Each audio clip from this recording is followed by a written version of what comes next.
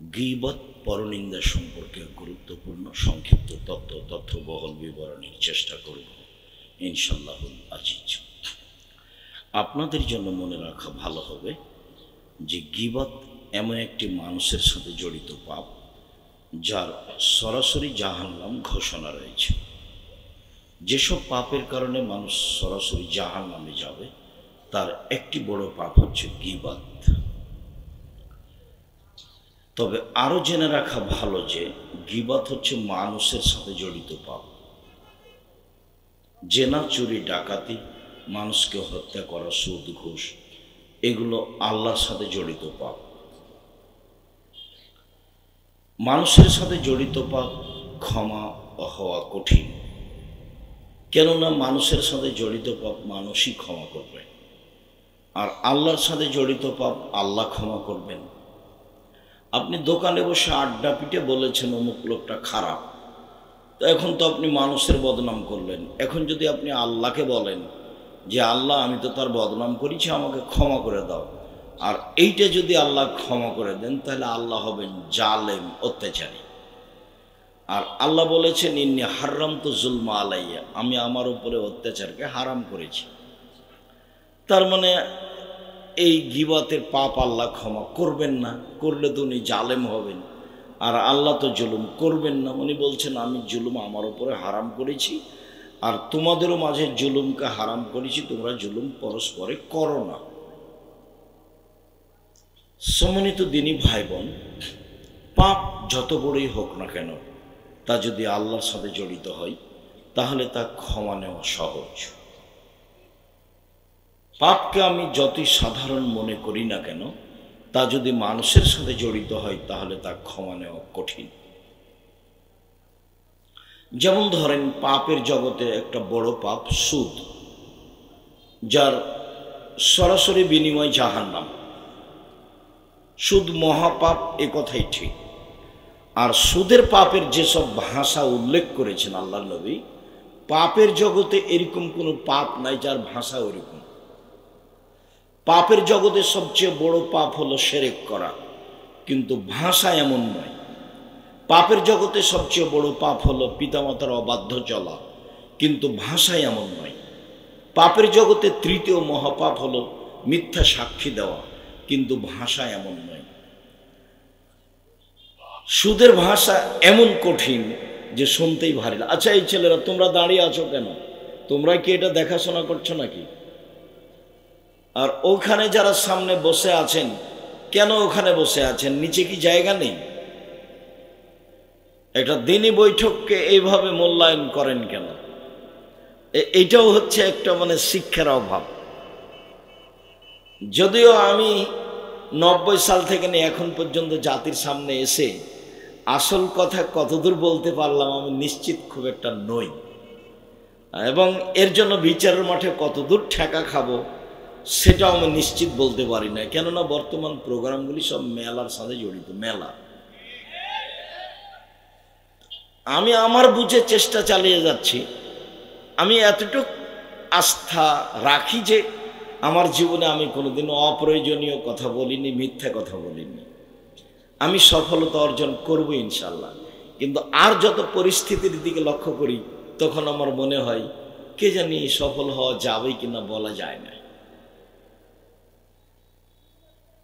পরিবেশের সাথে তো আমি মিল খায়ে চললাম, মিল দিয়েই চললাম। আপনারা যারা যেখানে বসে আছেন, দোকানপাটে কেন বসে আছেন? কত আলোচনা হলো কোরআন হাদিসের, দোকানপাটে বসে কি করলেন? দোকানপাটে বসে মানুষের বদনাম করার জন্য আসলেন, ঢং ঢং করে চলে যাচ্ছেন, ঢং ঢং করে। এটা কি হলো? এটা তা আপনার বইয়ের যাওয়া আসাই তো হলো। দেবর ভাসুরের সাথে গল্প করতে করতে, বন্ধুর সাথে গল্প করতে এসে যে আবার যাচ্ছে, তো সুবিধা আর সফলতা কি? রাসূল সাল্লাল্লাহু আলাইহি সাল্লাম বলেন, মা ইয়াকুলু দিরহাম রিবা ইয়ালাম আসাদ্দু মিন সিত্তাতি ওয়া সালাসিনা জিনিয়া। কেউ যদি জেনে শুনে 1 টাকা সুদ খায়, 36 বার জেনা করে যত পাপ হবে, 1 টাকা সুদ খেলে তার চেয়ে বেশি পাপ হবে। কোন পাপকে এইভাবে জেনার সঙ্গে জড়ানো হয়নি। রাসূল সাল্লাল্লাহু আলাইহি সাল্লাম বলছেন, না রেবা সাবুনা জুজান আইসারাহা ইন রাজুল উম্মাহু, সুদের পাপের 17টি ভাগ আছে, ছোট থেকে বড়, বড় থেকে ছোট। তার সবচেয়ে ছোট ভাগ হলো মার সাথে জেনা করলে যেমন পাপ হয়। কোন পাপকে মায়ের সাথে জেনা করার সাথে জড়ানো হয়নি। শিরক মহাপাপ, পাপের জগতে 1 নম্বর, কিন্তু ভাষায় এমন নয়। পিতামাতার অবাধ্য চলা পাপের জগতে 2য় মহাপাপ, কিন্তু ভাষা এমন নয়। পাপের জগতে মিথ্যা সাক্ষী 3য় মহাপাপ, কিন্তু ভাষা এরকম নয়। নরসিংদী জেলায়, নারায়ণগঞ্জ জেলায় বহু মানুষ 20 বছর 30 বছর থেকে জেলে আছে। ও নিজেও জানে না আমি কেন জেলে। জজ জানে না আসল ঘটনা, উকিল জানে না আসল ঘটনা, যে সাক্ষী দিচ্ছে সেও জানে না আসল ঘটনা। যে সাক্ষী দিচ্ছে ওকে 1 লক্ষ টাকা 50,000 টাকা দেওয়া হয়েছে, ও বলছে যে আমি 2 চোখে তাকে মারতে দেখেছি। ও তো ঘটনা জানে না। তো কে জানে? যে সাজিয়েছে সে জানে। এখন যে জেলে আছে সেও বুঝলো না ব্যাপারটা কি, আমি কেন জেলে। ঘটনা তো জজও জানে না, ঘটনা উকিলও জানে না, ঘটনা সাক্ষীও জানে না, যে জেলে আছে সেও জানে না। এই জন্য মিথ্যা সাক্ষী পৃথিবীতে 3য় মহাপাপ, কিন্তু ভাষা এরকম নয়। মানুষ হত্যা করা মহাপাপ, কিন্তু ভাষা এরকম নয়। প্রতিবেশীর সাথে জেনা করা মহাপাপ, তবে ভাষা এরকম নয়। খাদ্যের ভয় ছেলে মেয়েকে হত্যা করা মহাপাপ, তবে ভাষা এরকম নয়। সম্মানিত দিনী ভাই বোন, রাসূল সাল্লাল্লাহু আলাইহি সাল্লাম বললেন, কেউ যদি জেনে শুনে 1 টাকা সুদ খায়, 36 বার জেনা করে যত পাপ হবে, 1 টাকা সুদ খেলে তার চেয়ে বেশি পাপ হবে। তিনি বললেন, সুদের পাপের 17টি ভাগ রয়েছে, তার ছোট ভাগ হলো মার সাথে জেনা করলে যেমন পাপ হয়।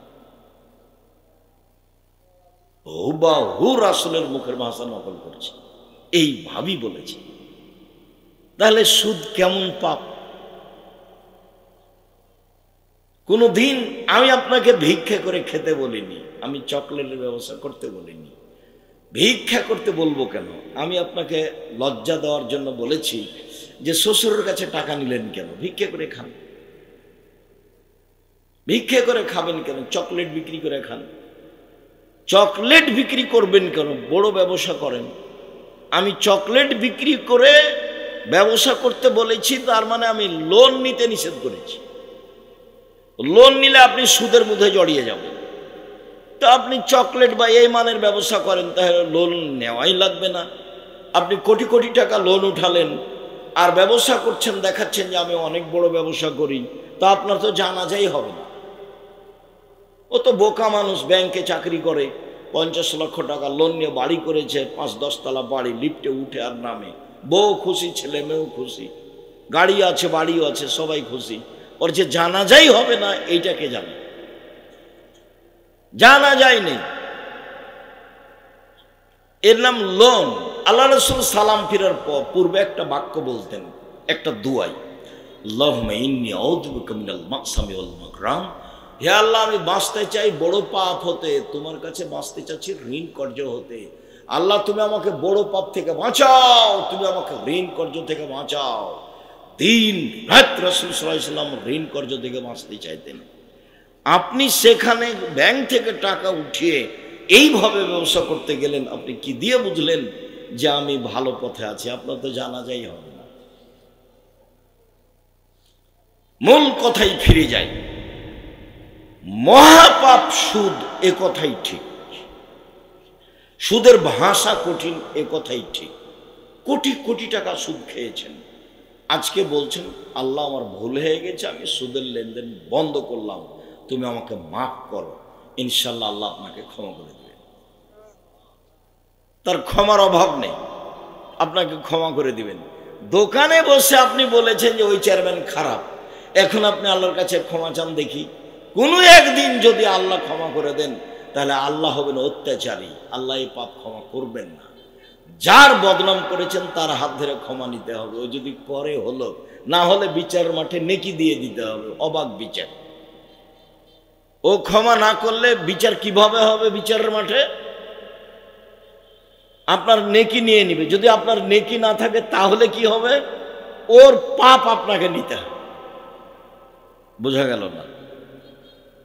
বিচারের মাঠে আমি ওর কাছে ক্ষমা নিলাম না, তো দুনিয়া থেকে চলে গেলাম, বিচার কিভাবে হবে? আমার নেকি তাকে দিয়ে দিতে হবে। তো আমার নেকি নেই, যে ওর পাপ আমার উপরে চাপানো হবে, এইটাই বিচার। হাদিস বুখারী মুসলিম। জেনা মহাপাপ, অবশ্যই মহাপাপ। রাসূল সাল্লাল্লাহু আলাইহি সাল্লাম বলেন, আল বিকরু বিল বিকরি জিলদু মিয়া তাগরিবু সানা। অবিবাহিত ছেলে মেয়ে যদি জেনা করে তাহলে তাকে 100 লাঠি পিটিয়ে 1 বছরের জন্য এলাকা থেকে তাড়িয়ে দিতে হবে। তিনি বলেন, আসাইবু বিসাইবু রাজম। বিবাহিত পুরুষ নারী যদি জেনা করে তাহলে তাকে ইট ঢেল পাথর দিয়ে মেরে মেরে মেরে ফেলতে হবে। বেঁচে থাকার তার কোনো সুযোগই নাই। অবাক পাপ, তবে ভাষা আগেরটার মতো নয়। অবাক পাপ। 3 শ্রেণীর মানুষকে হত্যা করতে হয়। 2 শ্রেণীর মানুষের বাঁচার পথ আছে, 1 শ্রেণীর মানুষের বাঁচার পথ নেই। 3 শ্রেণীর মানুষকে হত্যা করতে হয়। 1, কেউ যদি বলে আমি কোরআন মাজিদ মানি না, তাহলে তাকে হত্যা করতে হবে। এই জন্য যে এখন মুরতাদ, ধর্ম ত্যাগ করেছে, তো এখন তাকে ফাঁসির মঞ্চে নিয়ে যাওয়া হয়েছে, এখন ফাঁসি হবে। তখনও বলছে আমার ভুল হয়েছে, আমার ভুল হয়েছে। কোরআন আল্লাহর যে বিধান, আল্লাহর দেওয়া একটা কালাম, আমি মেনে নিলাম, তার ফাঁসি আর হবে না, তাকে নামিয়ে নিতে হবে। তার পাপ ছিল, তাকে হত্যা করতে হবে। কিন্তু তার স্বীকৃতিতে কি হলো? ও বেঁচে গেল। 2, আপনি যদি আমাকে হত্যা করেন তাহলে আমার বাপ মা আপনাকে হত্যা করে নেবে, তার নাম কেসাস। আপনি যদি আমাকে হত্যা করেন তাহলে আমার বাপ মা আপনাকে হত্যা করে নেবে, এটা হলো নাম কেসাস। এখন আপনাকে ফাঁসির মঞ্চে নিয়ে যাওয়া হয়েছে, ফাঁসি হবে। আমার বাপ মা দৌড়াদৌড়ি ছুটোছাটো করে বলছে, না না, আমরা মাফ করে দিলাম, আমরা মাফ করে দিলাম, আমরা কেসাস নিব না, আমরা কেসাস নিব না। তাহলে আপনার আর ফাঁসি হবে না। কিন্তু অপরাধ ছিল ফাঁসি হওয়ার, মাফ করে দেওয়ার কারণে আর ফাঁসি হলো না। 3, বিবাহ করার পরে যদি কেউ জেনা করে তাহলে তাকে ফাঁসি করতে হবে, ফাঁসি দিতে হবে, তাকে হত্যা করতে হবে। তার হত্যা আবার খুব কঠিন, তাকে ইট ঢেল পাথর দিয়ে মেরে মেরে মেরে ফেলতে হবে। তাকে পৃথিবীতে বাঁচানোর কোনো পথই নেই। 1 মিনিট। যা তোমরা তুমি গ্রামে দিয়া, গ্রামের সম্প্রদায়ের একজন মহিলা আসলো, এসে বলছে, তাহিরুনি ইয়া রাসূলুল্লাহ, হে আল্লাহর রাসূল, আমাকে পবিত্র করুন। তখন আল্লাহর রাসূল বলছেন, এই যে এই বাড়ি ফিরে যাও, আস্তাগফিরুল্লাহ, আল্লাহর নিকটে ক্ষমা চাও, ও তুবি ইলাইহি, তুমি তওবা করো, তোমার পাপ ক্ষমা হয়ে যাবে। তখন মহিলাটি বলছে, আতুরাদ্দুনি কামা রাদাদানা মাআজ ইবনে মালিক। ও, আপনি মাআজ ইবনে মালিকের বিচার না করে তাকে ফিরিয়ে দিয়েছিলেন, সেভাবে আপনি আমাকে ফিরিয়ে দিতে চাচ্ছেন? ওয়ান্না হুবলা মিনাজ জিনা, আমার পেটে অবৈধ সন্তান আছে, দয়া করে বিচার করে দেন। পরিস্থিতি দেখে আল্লাহর রাসূল বলছেন, ইরজি হাতা তালে দি, ঠিক আছে, বাড়ি চলে যাও। যেদিন বাচ্চা প্রসব হবে, সন্তান প্রসব হবে, সেদিন আসো, বিচার করে দেব। মুসলিম গ্রন্থে এসেছে, যেদিন বাচ্চা প্রসব হয়েছে সেই দিনই নেকাটাতে জড়িয়ে নিয়ে বাচ্চা নিয়ে চলে এসেছে, বলছে, এ দেখেন সন্তান প্রসব হয়েছে, বিচার করে দেন। আল্লাহর রাসূল দৃশ্য দেখে বললেন যে, আচ্ছা ঠিক আছে, ইরজেই ফরদেই হাত্তা তাবতলিহে, বাচ্চা নিয়ে যাও, বাচ্চাকে দুধ খাওয়াও, যেদিন বাচ্চা দুধ ছেড়ে দিবে সেদিন নিয়ে আসিও, বিচার করে দেব। মহিলা বাচ্চা নিয়ে চলে গেল, 2 বছর বাচ্চাকে দুধ পান করালো। 2 বছর পরে বাচ্চা নিয়ে বিচারালয়ে উপস্থিত। এই সময়ে বাচ্চার হাতে 1 টুকরা রুটি রয়েছে, এই রুটি প্রমাণ করে বাচ্চা খাদ্য খেতে পারে। রাসূল সাল্লাল্লাহু আলাইহি ওয়াসাল্লাম সেই ছেলেটাকে একজন মুসলমানের হাতে সমর্পণ করলেন। তিনি বললেন, সঙ্গী সাথী, তোমরা একে মাঠে নিয়ে যাও, মাঠে নিয়ে গিয়ে গর্ত করে বুক পর্যন্ত মাটিতে পুঁতে দাও, সুম্মার জুমুহা, এরপরে ইট ঢেল পাথর দিয়ে তাকে মেরে মেরে ফেলে ফেলো। সাহাবীগণ বলছেন, আমরা তাকে মাঠে নিয়ে গেলাম, মাঠে নিয়ে গিয়ে গর্ত খুঁড়ে বুক পর্যন্ত মাটিতে পুঁতে দিলাম, চতুর্দিক থেকে ইট ঢেল পাথর মারতে লাগলাম। খালিদ বলেন, আমি তার মুখের উপর একটা পাথর মারলাম, পাথরটা মুখে লেগে মুখ ফেটে রক্ত ছিটে আমার গায়ে এসে লাগলো। ফাসাব্বাহা, খালিদ তাকে গালি দিয়ে বসলেন, এমনটা হতে পারে? ছি ছি ছি ছি ছি, একজন জেনাকারিনী মহিলার গায়ের রক্ত আমার গায়ে লাগলো, এরকম কিছু বলেছেন। তখন আল্লাহ রাসূল বললেন, মাহলেন খালিদ, খালিদ থামো, তুমি একে গালি দিও না। তাওবা তাওবা তাওবা সাইবা মাকসাল্লাহু গফিরালাহু। এ মহিলা এত তওবা করেছে, আল্লাহর কাছে এত ক্ষমা ভিক্ষে চেয়েছে, এরকম তওবা যদি বড় থেকে বড় পাপী করে তাহলে তার পাপ ক্ষমা হয়ে যাবে। খালিদ, খালিদ শোনো, এই মহিলার তওবা যদি মদিনার লোককে সবকে ভাগ করে দেওয়া হয়, সবার পাপ ক্ষমা হয়ে যাবে। তুমি একে গালি দিও না খালিদ। সম্মানিত দিনী ভাই বোন, আল্লাহ রাসূল তার জানাজা করলেন, কাফন দাফন করলেন, ঘোষণা দিলেন তার পাপ ক্ষমা হয়ে গেছে। জানাজা করলেন মানে পাপ নেই, কাফন দাফন করলেন নিজে মানে ও একবারে নিষ্পাপ মহিলা, তার পাপ ক্ষমা হয়ে গেছে। কিন্তু দুঃখিত, রাসূল সাল্লাল্লাহু আলাইহি সাল্লাম তার শাস্তি মাফ করতে পারলেন না। পৃথিবীর সবচেয়ে বড় মানুষ, বিচারের মাঠে যা বলবেন তাই হবে, বিচারের মাঠে যা বলবেন তাই হবে। পৃথিবীর ইতিহাসে এত বড় মানুষকে জন্ম নেননি। বিচারের মাঠে ভিন্ন ধরনের ক্ষমতা থাকবে। সেই মানুষ একটু বলতে পারলেন না, আচ্ছা ঠিক আছে তোমার পাপ ক্ষমা হয়ে গেছে, অতএব তোমার বিচার হবে না, তুমি বাড়ি যাও, এই কথা তিনি বলতে পারলেন না। মানে তিনি নিজেই শরীয়তের কাছে জিম্মি। মানে কেউ যদি বিবাহ করার পরে জেনা করে তাহলে তার অন্তত বেঁচে থাকার সুযোগ নেই। সে তওবা করলে পাপ ক্ষমা হতে পারে। এখন যেটা বলছি সেটা হলো এই, কত বড় মহাপাপ, বিচার হলো না, এখন যদিও ক্ষমা চাই, ইনশাল্লাহ ক্ষমা।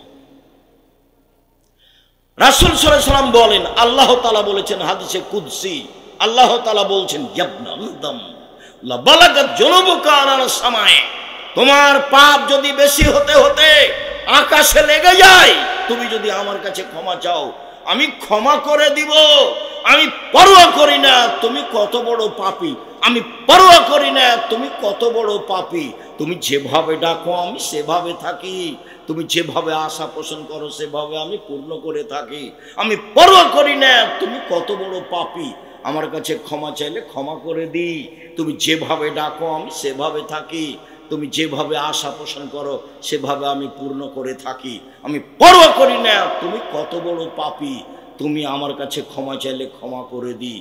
ক্ষমা পাওয়া যাবে আল্লাহর সাথে জড়িত পাপ।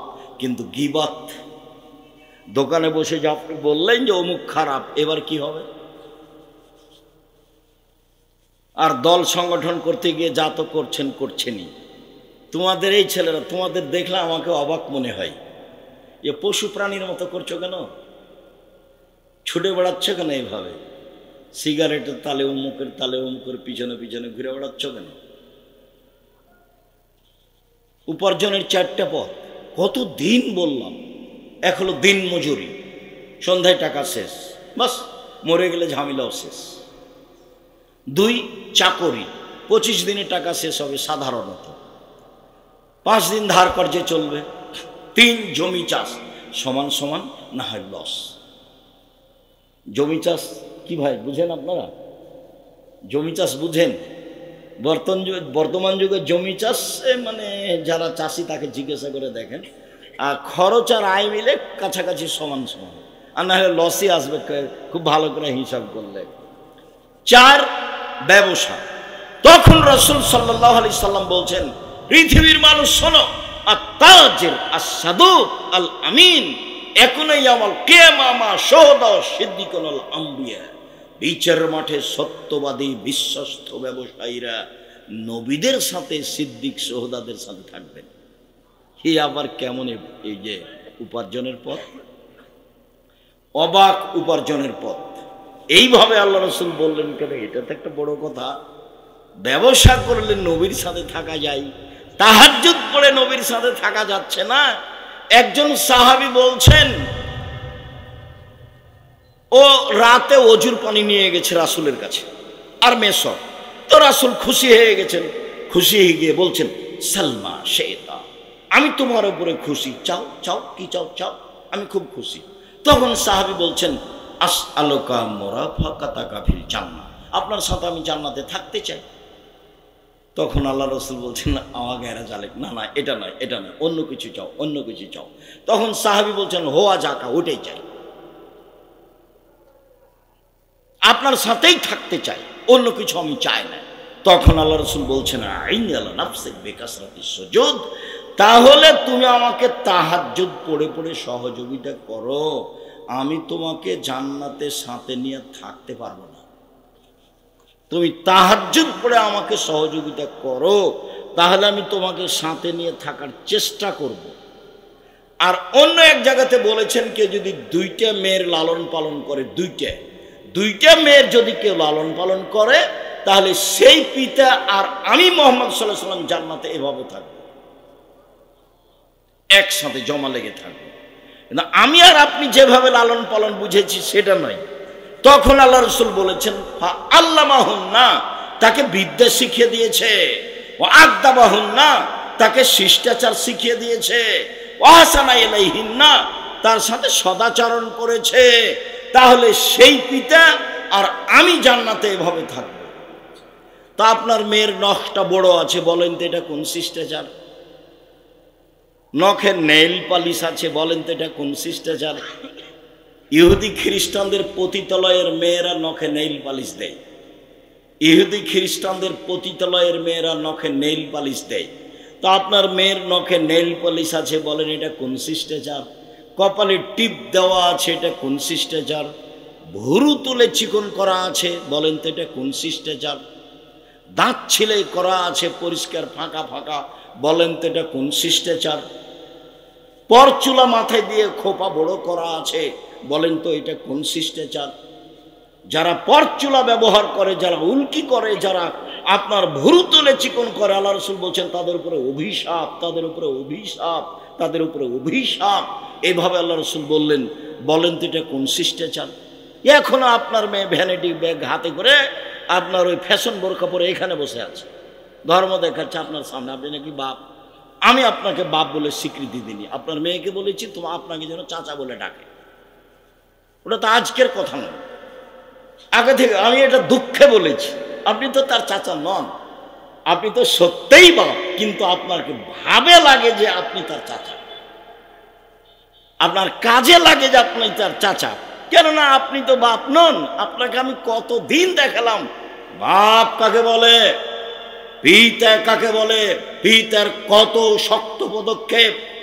আয়েশা রাদিয়াল্লাহু তাআলা আনহা বলেন, আমরা সফর থেকে আসলাম, আমার গলায় হার ছিল, হারিয়ে গেল, খুঁজে পাচ্ছি না, জনগণ আটকা পড়ে গেল, পানি নেই, অজু করতে পারি না, এখান থেকে যেতেও পারি না হার খুঁজে না পাওয়ার কারণে। জনগণ আমার কাছে, আমার আব্বার কাছে অভিযোগ করলো। জনগণ বলল, আপনি জানেন আপনার মেয়ে কি ঘটিয়েছে? কি ঘটিয়েছে? আপনার মেয়ে হার হারিয়েছে, হার খুঁজেও পাচ্ছি না, যেতেও পারছি না। আয়েশা নিজে বলছেন, আমার বড় বোনের কাছ থেকে হারটা চেয়ে নিয়ে এসেছিলাম, আমিও বড় দুঃখিত, হার না পাওয়ার কারণে যেতে পারছি না। তিনি বলছেন, আবু বকর সিদ্দিক আমার কাছে আসলেন, বাপের নাম উল্লেখ করে বলছেন, লাকাজানি লাকজাতান শাদীদা, আমার কোমরের উপরে এত জোরে মারলেন। ওই সময় আমার স্বামী আমার উরু রানের উপরে মাথা দিয়ে ঘুমিয়েছিলেন। আমার স্বামী আমার উরু রানের উপরে মাথা দিয়ে না ঘুমালে মায়ের কারণে আমি দূরে সরে যেতাম। আমার বাপ আমাকে এত জোরে মারলেন, আবু বকর সিদ্দিক আমাকে এত জোরে মারলেন। আমি আবার একটু কথাটা স্পষ্ট করি, মেয়ের উরু রানের উপরে মাথা দিয়ে ঘুমিয়ে আছেন জামাই। আমাদের দেশের পিতারা মেয়েকে মারা তো দূরের কথা, ওইদিকে আগিয়ে যদি গিয়ে দেখে যে এরকম অবস্থা, তাহলে পিতা চট করে এভাবে ঘুরে যাবে। বুঝা গেল না কথা? মনে হয় এই দৃশ্য দেখলে বাপ ওইদিকে আগিয়ে যাবে? আমাদের দেশে যাবেন।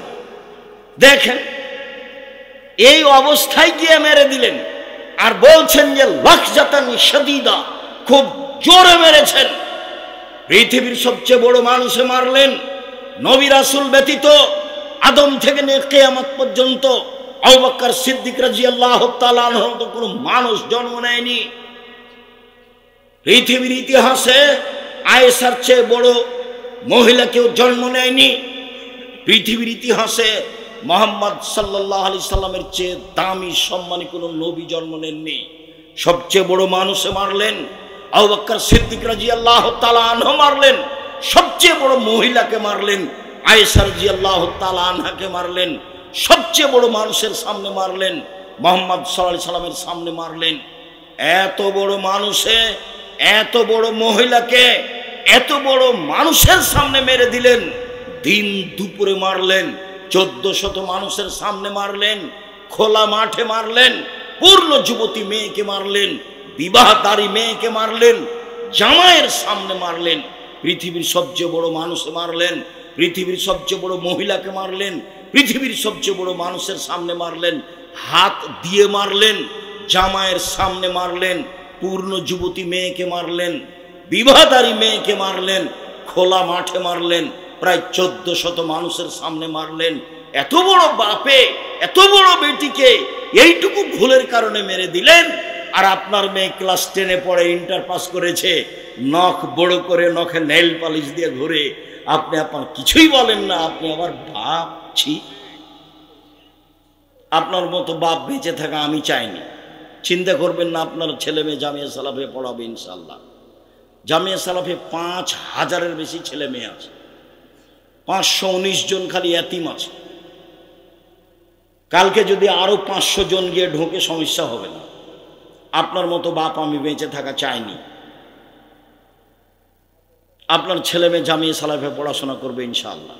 300 শিক্ষক শিক্ষিকা আছে, 40 লক্ষ টাকা মাসে বেতন লাগে। কে দেয়? নরসিংদী নারায়ণগঞ্জ 2500-এর লোক দেয়। চলছে তো, যদি না দেয় তো চলছে কিভাবে?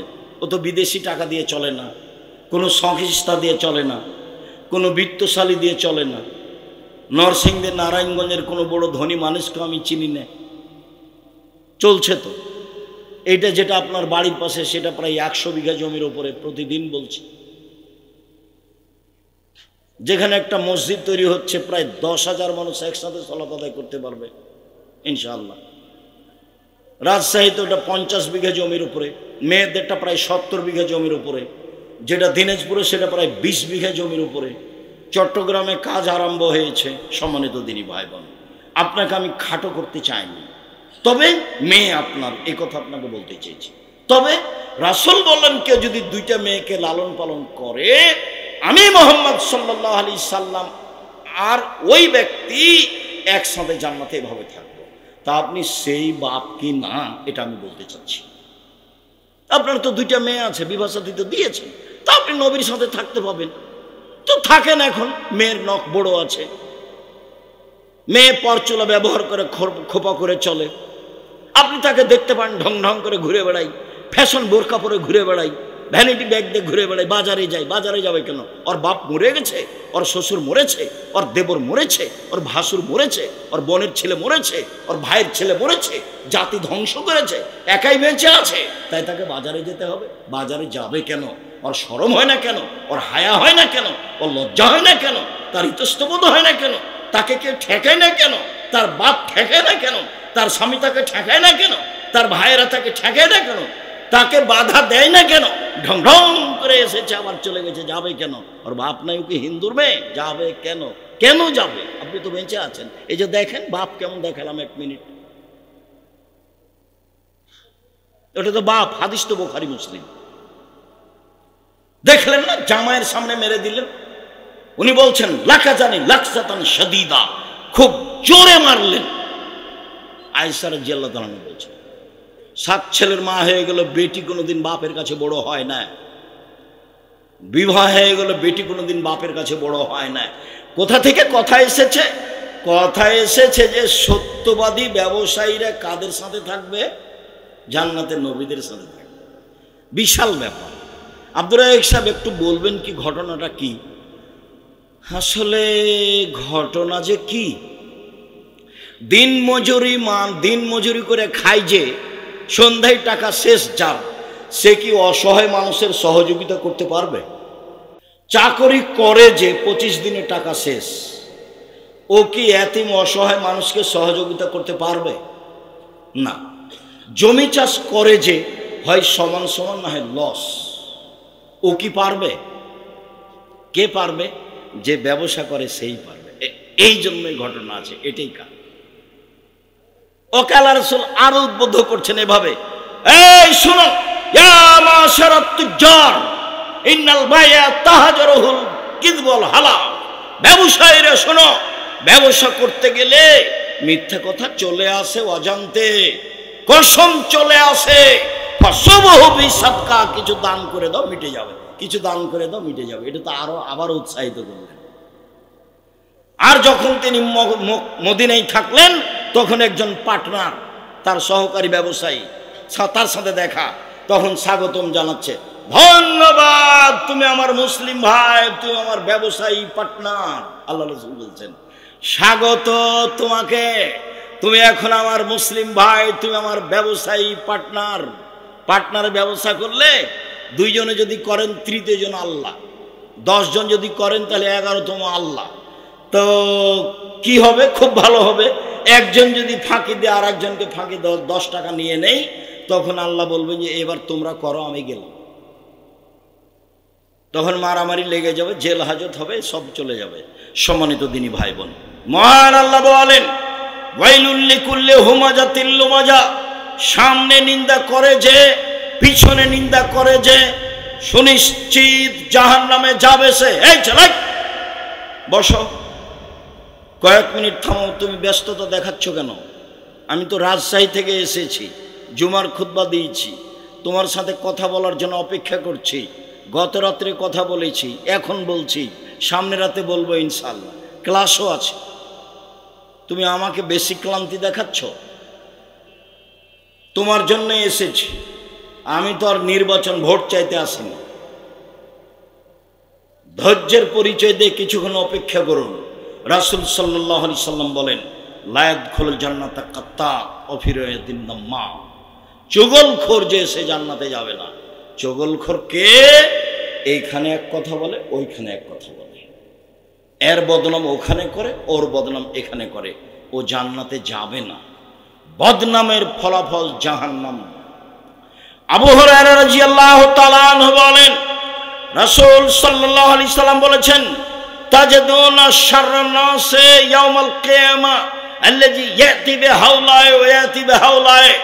পৃথিবীর মানুষ শুনে রেখো, বিচারের মাঠে সবচেয়ে নিকৃষ্ট মানুষ হবে বদনামকারী, পরনিন্দা করে যে। এখানে এক কথা বলে, ওইখানে এক কথা বলে। চোর খারাপ, জেনাকার খারাপ, সুদখোর খারাপ, তবে সবচেয়ে বিচারের মাঠে সবচেয়ে খারাপ মানুষ নয়। বিচারের মাঠে সবচেয়ে খারাপ মানুষ হবে যে মানুষের বদনাম করে। শুনুন, রাসূল সাল্লাল্লাহু আলাইহি সাল্লাম বলেন মান কানা জাওয়াজহাইনে ফি দুনিয়া কানা লাহু লিসানান মিন নার ইয়াউমাল কিয়ামা। যারা মানুষের বদনাম করে তার মুখে বিচারের মাঠে 2টা আগুনের জিহ্বা হবে, 2টা। এখন তো মাশাআল্লাহ ছোট ছোট স্কুল হয়েছে, হেড মানে মাথা আর হ্যান্ড মানে হাত দিয়ে বলছে আমার ছেলে ইংরেজি জানে।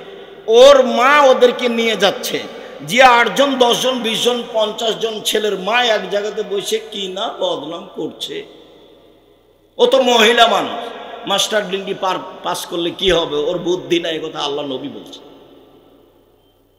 ও দেশ চালালে কি হবে, ওর বুদ্ধি নাই, কথা কে বলেছেন? মুহাম্মদ সাল্লাল্লাহু আলাইহি সাল্লাম বলেছেন। বদনাম গীবাত কি জিনিস ও ভাবা প্রয়োজন মনে করে না। হাতে একটা ভ্যানিটি ব্যাগ আছে, হ্যাঁ হ্যাঁ করে আর গল্প করে আর বসে থাকে। ওর কাছে লজ্জা আছে, ওর কাছে শরম আছে, ওর কাছে ঈমান আছে, ওর কাছে হায়া আছে, ওর স্বামী আছে, ওর দেবর আছে, ওর ভাসুর আছে, ওর বাপ আছে, ওর শ্বশুর আছে, ওর কেউ নেই। এমনি ঘুরে থাকে দুনিয়া, যাচ্ছে আসছে এভাবে। কেন হবে? কেন হবে? কি পেয়েছেন আপনি? পশু প্রাণীর মতো জীবন কেন? বুঝেও বুঝে না ওরা, অন্তর আছে বুঝে না, দেখেও দেখে না ওরা, চক্ষু আছে দেখে না, শুনেও শুনে না ওরা, কান আছে শুনে না। উলাইকা কাল আনাম, তারা পশু প্রাণীর মতো, তারা গরু ছাগলের মতো, তারা কুকুর শ্রেণীর মতো, বালু মাজাল বরং তার চেয়ে খারাপ। আপনার জীবন কুকুর শ্রীগালের চেয়েও খারাপ। আমি তো বলি যে রাসূল সাল্লাল্লাহু আলাইহি সাল্লাম বলেছেন সমাজের দায়িত্ব পালন করবে লোকা ইবনে লোকা। তখন আমি তর্জমা করছি এইভাবে, অধমের সন্তান অধম মানে ইতর শ্রেণীর সন্তান ইতর শ্রেণীর মানুষের দায়িত্ব পালন করবে। এতেও যখন আমি জনগণকে বুঝাতে পারিনি, তখন আমি বলেছি শোনেন, এই হাদিসের তর্জমা হলো রংপুর, লালমনিরহাট, নীলফামারী, কুড়িগ্রাম, পঞ্চগড়, ঠাকুরগাঁ, গাইবান্ধা, বগুড়া, জয়পুরহাট এসব এলাকায় হাদিসের তরজমা হলো বেন্যার বাচ্চা বেন্যা। আর বগুড়া এসব এলাকাতে হলো, চাঁপাইনবাবগঞ্জ, রাজশাহীতে হলো ছোট লোকের বাচ্চা ছোট লোক। আর নরসিংদী, নারায়ণগঞ্জ, ঢাকার ভাষাটা আমি বলতে পারলাম না, সেইটা আমি বলতে কষ্ট পাচ্ছি। তার মানে এটা এই স্টেজের জন্য মানাই না।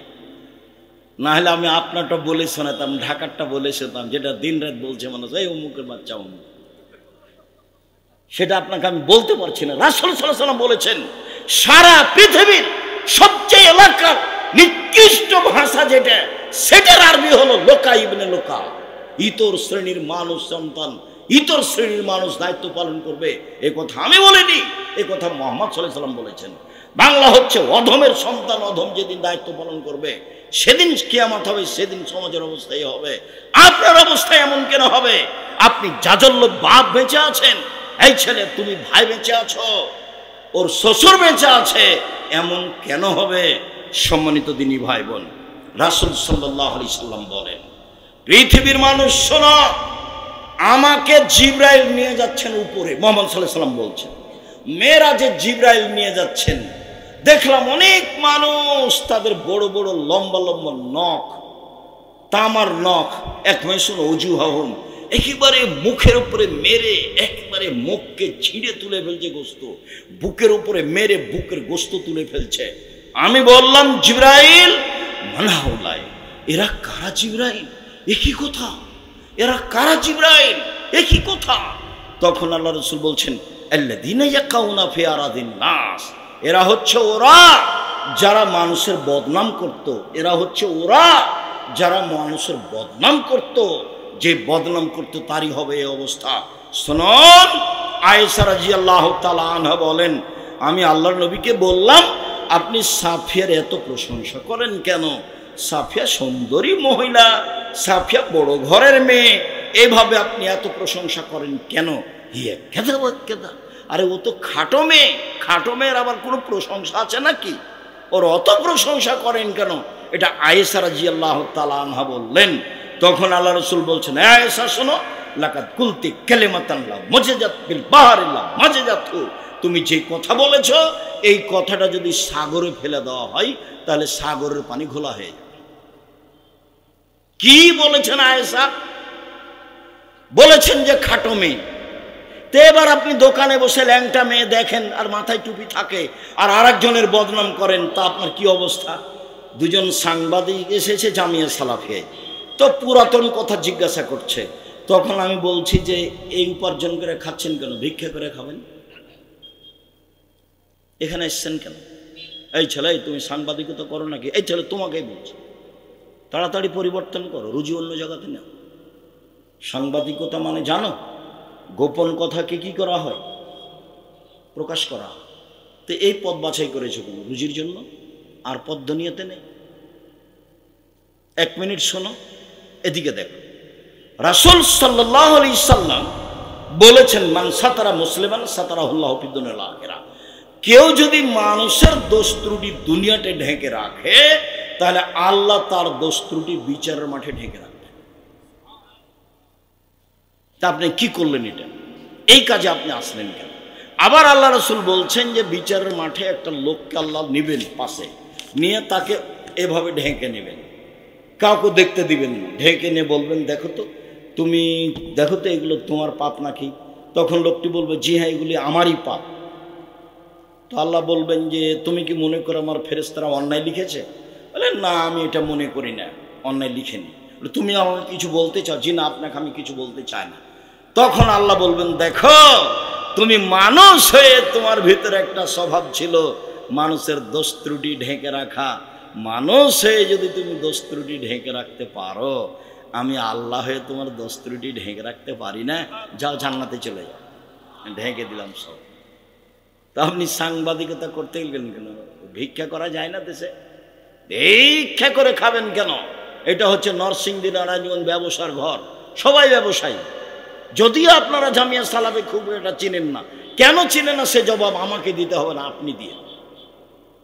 বাংলাদেশের সর্ববৃহৎ প্রতিষ্ঠান জামিয়া সালাফিয়া, শিরক মুক্ত প্রতিষ্ঠান জামিয়া সালাফিয়া, বিদআত মুক্ত প্রতিষ্ঠান জামিয়া সালাফিয়া, দল মুক্ত প্রতিষ্ঠান জামিয়া সালাফিয়া, সংগঠন মুক্ত প্রতিষ্ঠান জামিয়া সালাফিয়া, হিংসা মুক্ত প্রতিষ্ঠান জামিয়া সালাফিয়া, যেখানে দেশের বিদেশের শিক্ষক অবস্থান করেন, সেই প্রতিষ্ঠানে আপনি সহযোগিতা করবেন না কেন? 10 টাকা করবেন, কেউ 10 লাখ টাকা করে 10 টাকা করবেন আপনি। আল্লাহ রসুল বলছেন, বুখারী মুসলিমের হাদিস, কেউ যদি খেজুরের আঁটির উপরে একটা সাদা ছিলকা থাকে, ভাই আপনারা বুঝেন কি? খেজুর কোনোদিন ভেঙে দেখেছেন? আঁটির উপরে একটা কি থাকে? আবরণ থাকে, একেবারেই চিকন। আল্লাহ রসুল বলছেন যে এই পরিমাণ দান করে হলো জাহান্নাম থেকে বাঁচা, মানে দান দিয়ে জাহান্নাম থেকে বাঁচা যায়। যখন আল্লাহ রসুল বলেন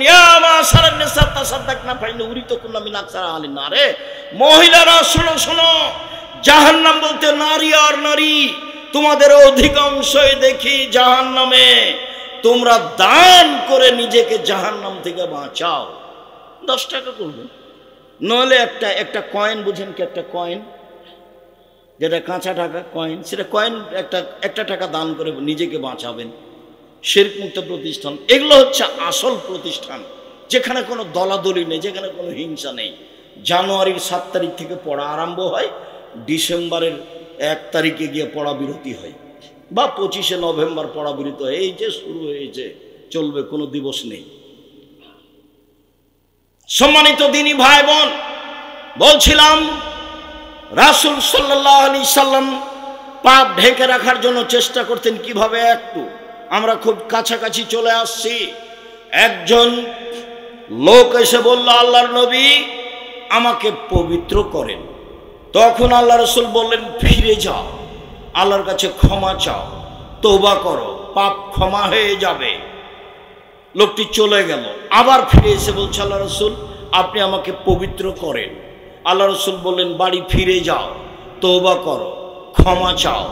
লোকটি আবার চলে গিয়ে ফিরে আসলো, এসে বলল, আমাকে পবিত্র করেন। আল্লাহ রসুল বললেন, বাড়ি ফিরে যাও, ক্ষমা চাও, তওবা করো। লোকটি চলে গেল, একটু গিয়ে ফিরে এসে বলছে, আল্লাহ রসুল আমাকে পবিত্র করেন। চতুর্থবারে বলছেন যে লোকটা কি পাগল? আমি যে বলছি তুমি চলে যাও, যায় না কেন? কিন্তু বলেন না যে কেন পবিত্র করবো, এটা আল্লাহ রসুল বলছেন না। সাহাবীগণ বললেন, জিনা ও তো মাজনুন নয়, পাগল নয় আল্লাহ রসুল। তখন আল্লাহ রসুল বলছেন, আর সারেবা খামরান, তাহলে কেউ মদ পান করেছে, তাই তার মস্তিষ্ক বিকৃত হয়েছে, সে আমার কথা বোঝে না, আমি যে তাকে চলে যেতে বলছি, যায় না কেন? তখন সাহাবের মধ্যে একজন দাঁড়িয়ে তার মুখে নাক লাগিয়ে মুখটা সঙ্গে দেখেছে, বলছি না আল্লাহ রসুল, ও তো মদ খায়নি, মুখে কোনো গন্ধ নেই। এখন আল্লাহ রসুল বলছেন, কি ব্যাপার, তুমি জেনা করেছো নাকি? কেন এই কথা আল্লাহ রসুল প্রথমে বলতে পারতেন না? প্রথমবার বললেন না, দ্বিতীয়বার বললেন না, তৃতীয়বার বললেন না, চতুর্থবার বললেন না, পঞ্চমবার বললেন না, ষষ্ঠবারে বলছেন, তুমি কি জেনা করেছো? তিনি তাকে ঠেকাতে চাচ্ছিলেন। শেষ পর্যন্ত বিচার হলোই, যা হলো হলো। আর 1 মিনিট থামেন এখানে। এই লোক ছিল গরিব মানুষ, তার নাম মাইজ ইবনে মালিক। ইনি যার বাড়িতে কাজ করতেন তার নাম ছিল হুজ্জাল, ধনী মানুষ। তার স্ত্রীর সাথে জেনায় লিপ্ত হন। তো তার মালিক জানতে পেরে তাকে বলল, তার মালিক তাকে খুব ভালোবাসত।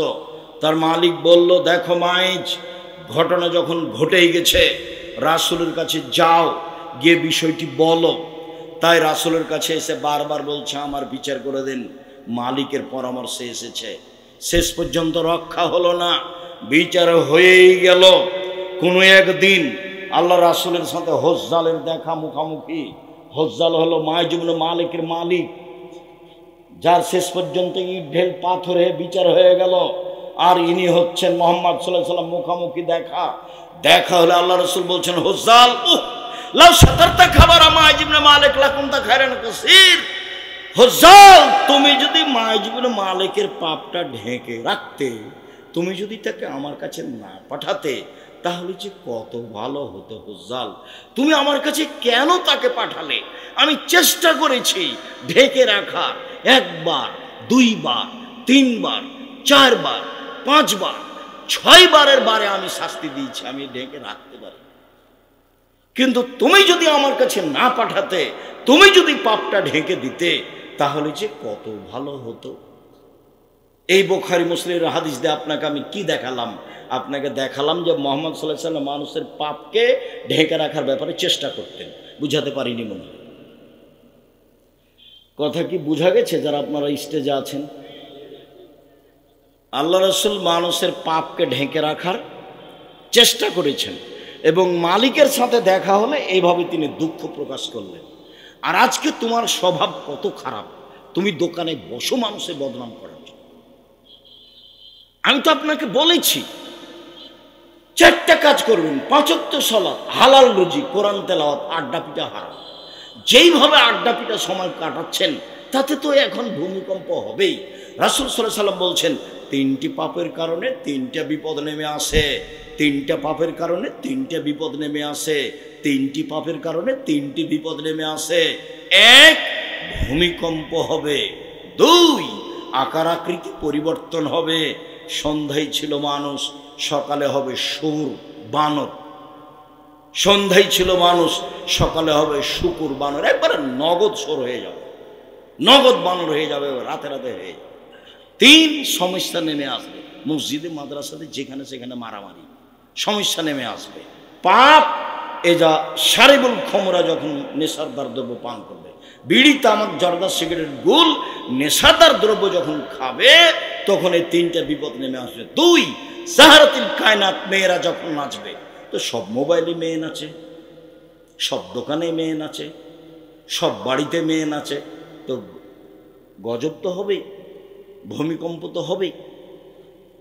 আর তুমি বোকা ছেলে, তুমি বুঝো না, তোমার মা ওখানে বড় মোবাইলে ল্যাংটা মেয়ে দেখে, তোমার বোন ওই ঘরে দেখে, তুমি এখানে দেখো, তোমার মা ওই ঘরে দেখে, তাহলে গোটা বাড়িটা জেনাই শৈলা, জেনার বন্যা, গোটা বাড়িটা জেনার বন্যা। সবার হাতে বড় মোবাইল, সবার হাতে কি বড় মোবাইল। যার হাতে বড় মোবাইল আছে সে ভালোভাবে জানে জেনা কি জিনিস। আইলানের তাজনানে জেনা হমান নাজর, 2 চোখের জেনা হচ্ছে চোখ দিয়ে দেখা। অল ওজনার জেনা হল ইস্তেমা, 2 কানের জেনা হচ্ছে কান দিয়ে শোনা। অল ইয়াদ জেনা হাল বাদশ, হাতের জেনা হচ্ছে হাত দিয়ে ধরা। আর রিজল জেনা হাল মাসি, পায়ের জেনা হচ্ছে পা দিয়ে চলা। জেনাল কালব তাতামান্না তাস্তাহি, অন্তরের জেনা হচ্ছে পরিকল্পনা করা। জেনাল লিসানা লুতক, জিহ্বার জেনা হচ্ছে কথা বলা। এগুলো সব জেনার মাধ্যম। এই বাড়িটা জেনার বন্যা, জেনায় সয়লাভ। তো এখন তো ভূমিকম্প হবে। যারা বুবিল মাজিব, বাদ্যযন্ত্র যখন প্রকাশ পাবে, সব দোকানেই বাজনা বাজে, সব বাড়িতে বাজনা বাজে, সব মোবাইলে বাজনা বাজে। এটা তো স্বাভাবিক ব্যাপার। সম্মানিত দিনী ভাই বোন, রাসূল সাল্লাল্লাহু আলাইহি ওয়াসাল্লাম যা বলেছেন তাতে মহাপাপ গীবত, মানুষের দোষ ত্রুটি প্রকাশ করা হারাম, কাবিরা গুনাহ। মানুষের গোপন কথা কান লাগিয়ে শোনা কাবিরা গুনাহ, হারাম। রাসূল সাল্লাল্লাহু আলাইহি ওয়াসাল্লাম বলেন, পৃথিবীর মানুষ শুনে রেখো, মাইয়াজমান লি মা বাইনাল লাহিয়া ওয়া বাইনার রিজলাইয়া আজমাউল জান্নাহ। তোমরা যদি 2টার জিম্মেদারি নিতে পারো, আমি মুহাম্মদ সাল্লাল্লাহু আলাইহি ওয়াসাল্লাম তোমাদের জান্নাতে নিয়ে যাওয়ার জিম্মেদারি নিলাম। 1, মুখ, মুখে কারোর বদনাম গীবত করবা না, কিভাবে জান্নাতে নিয়ে যেতে হয় সেটা আমি দেখব। 2, জেনায় লিপ্ত হবে না, কিভাবে জান্নাতে নিয়ে যেতে হয় সেটা আমি দেখব। 2টা জিনিসের জিম্মেদারি গ্রহণ করো, বাকিটুকু আমি দেখব। 2টা জিনিসের জিম্মেদারি গ্রহণ করো, বাকিটুকু আমি দেখব। মুখে কারো বদনাম করো না। আবু হুরায়রা রাদিয়াল্লাহু তাআলা আনহু বলেন, আল্লাহ রাসূলকে জিজ্ঞাসা করে হয়েছিল, মা আন আকসারা ইউদখিলান নাসান নারা। আল্লাহ রাসূল বলেন তো, মানুষ বেশি বেশি জাহান্নামে যায় কেন? বলেন তো, বেশি বেশি জাহান্নামে যাবে কেন? কি জিনিস তাকে বেশি বেশি জাহান্নামে দিবে? তখন আল্লাহ রাসূল বললেন, আল ফারজ আল ফাম, মুখ আর লজ্জা স্থান। মুখ আর লজ্জা স্থান। মুখ মানে বদনাম, আর লজ্জা স্থান মানে জেনা। রাসূল সাল্লাল্লাহু আলাইহি ওয়াসাল্লাম একদা বলছেন, সঙ্গী সাথী বলতে পারো বদনাম কাকে বলে? সঙ্গী সাথী বলতে পারো পিছন দিক থেকে মানুষকে ধাক্কা মারি জাহান্নামে নিক্ষেপ করে কি? সঙ্গী সাথী বলতে পারো মানুষকে পিছন দিক থেকে ধাক্কা মারি জাহান্নামে নিক্ষেপ করে কি? সঙ্গী সাথী বলতে পারো মানুষকে পিছন দিক থেকে ধাক্কা মারি জাহান্নামে নিক্ষেপ করে কি? বলতে বলতেই ফাঁক হাজার লিসানাহু, জিভাটা ধরে নিচ্ছে, জিভা, এই জিভা মানুষকে পিছন দিক থেকে ধাক্কা মারে জাহান্নামে নিক্ষেপ করে। এটা আল্লাহ রাসূলের মুখের ভাষা, কথা বলাই নিষেধ। কতদিন বলে দিলাম যে বাজারে যাবেন কিভাবে, দোকানে যাবেন, আসসালামু আলাইকুম, এই ছেলে লবণ আছে? জি আছে। মরিচ আছে? জি আছে। 1 কেজি লবণ দাও, 200 মরিচ দাও, বাস টাকা দেওয়া হয়েছে, আসসালামু আলাইকুম। এর চেয়ে বেশি দোকানে থাকার সুযোগ নেই। জাহান্নাম থেকে বাঁচার 3টা পথ, আজকের আলোচনার শেষ হাদিস। যাওয়ার পূর্বে আব্দুল্লাহর বই আছে নাকি দেখেন, নতুন বইটা বের হয়েছিল, নইলে 1000 পত্রিকার ফতোয়া আছে, যেটা আমার জীবনবাজি রেখে চেষ্টা চালিয়ে যাচ্ছি জামিয়া সালাফের বড় বড় বিদ্বান মুফতিদের নিয়ে। আর সব আলোচনা উপদেশ বই আছে, এমনি আদর্শ নারী, আদর্শ পরিবার, দুয়ার বই যেগুলো আছে সেগুলো নেবেন। বাঁচার 3টা পথ: 1, মুখ বন্ধ রেখেছে যে সে জান্নাতে চলে গেছে।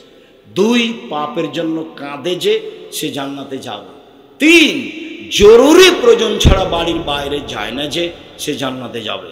সকল দিনই ভাই বোনকে মুখকে কন্ট্রোল রাখার আন্তরিকভাবে অনুরোধ জানিয়ে বদনাম গীবাতের মতো মানুষের সাথে জড়িত পাপ মহাপাপ থেকে বেঁচে থাকার অনুরোধ জানিয়ে আজকের মতো আলোচনা এখানেই শেষ করছি।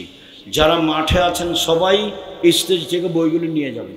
ও মাসিকাল ইতেসাম পত্রিকা আছে, আমার পক্ষ থেকে একটা ফ্রি আছে, যে কোনো বই নিলে আমি টাকা দিয়ে কিনে নিয়েছি আপনাদের ফ্রি দেওয়ার জন্য।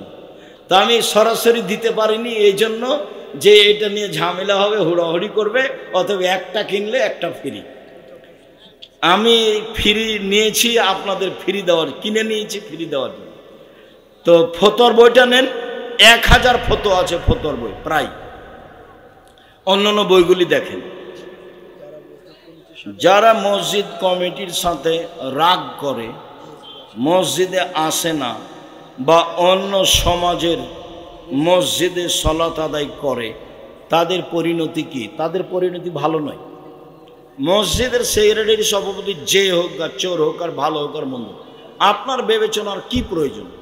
আপনি যাবেন 5 ওয়াক্ত সালাত আদায় করে চলে আসবেন। আপনি ওইটা মসজিদের সভাপতি সেক্রেটারি বিবেচনা করার প্রয়োজন নেই। বিপদে পড়লে তারা পড়বে। জুমার নামাজ নিজেদের সমাজ ভিত্তিক মসজিদে না পড়ে অনেকে অন্য মসজিদে বা সেখানে ভাইরাল বক্তার আগমন সেখানে পড়তে যায়। হ্যাঁ, বক্তব্য শোনার জন্য বা আকীদা সংশোধনের জন্য কোনোদিন যেতে পারে, নিয়মিত যাবে এটা নয়। কোনো লোক যদি ভালো আলোচক হয় তাহলে সেখানে শোনার উদ্দেশ্যে যেতে পারে। স্বাভাবিকভাবে পাড়ার মসজিদ ছেড়ে অন্য মসজিদে যেতে পারবে না, যাওয়া জায়েজ নয়। আমি একজন পালিত সন্তান ছেলে, আমার জন্মদাতা পিতা ওয়ারিশ দিতে রাজি না। তোমার পিতাকেই ওয়ারিশ দিতে হবে, তোমার পিতা দিতে বাধ্য। চাঁপানগঞ্জের ভাষাতে তোমার বাপকে ওর বাপকে দিতে হবে, দিতেই হবে।